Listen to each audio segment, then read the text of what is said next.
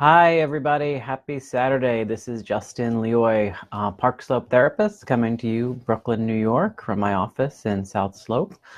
I was walking to my sessions today and started thinking about gratitude and thought that would be something great to talk about. It's pretty rainy here. It's been rainy for a couple of days.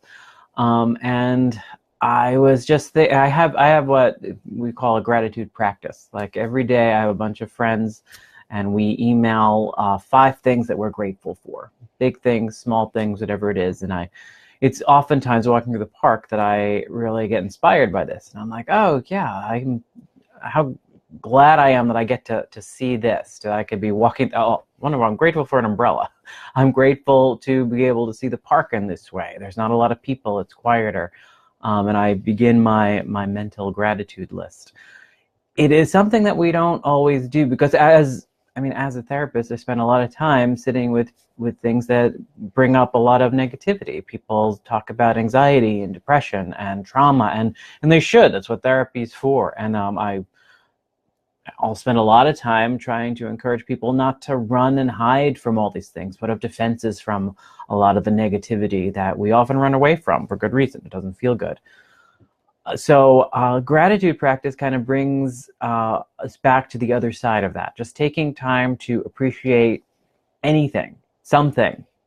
Sometimes even the absence of something negative is something to appreciate.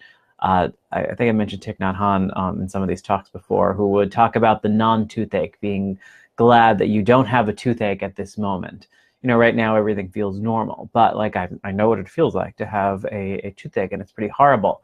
So if I just take a few minutes, moments even, to appreciate the fact that I don't have a toothache right now, I don't have a stomach ache, I don't have a headache.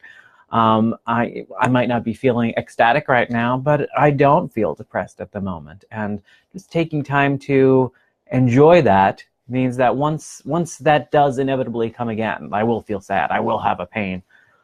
I know that I at least took time to enjoy when I didn't.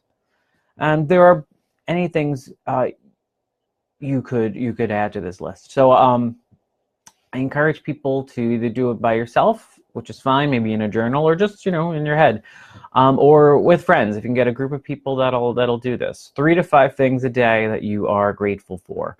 One of the surprising parts of this is as you move through your day, you start to be adding to this. You actually start looking for things. Like I'm in the midst of however you're feeling, you see the sun. You see something that just makes you smile, and suddenly you are now actively looking for the positive things that you go through your day, whereas you could have been very focused on everything that was negative. So it could have an effect in many ways and kind of bubble over into your relationships, and just in your basic view of the world. It's not a panacea. It doesn't change everything, but it is a great practice, and I'd certainly encourage people to get in the habit of it. So if that's something you're doing, if it's something you want to try, would love to hear about how it's working. I'll put my information down in the comments, and have a great rest of your Saturday. All right, bye-bye.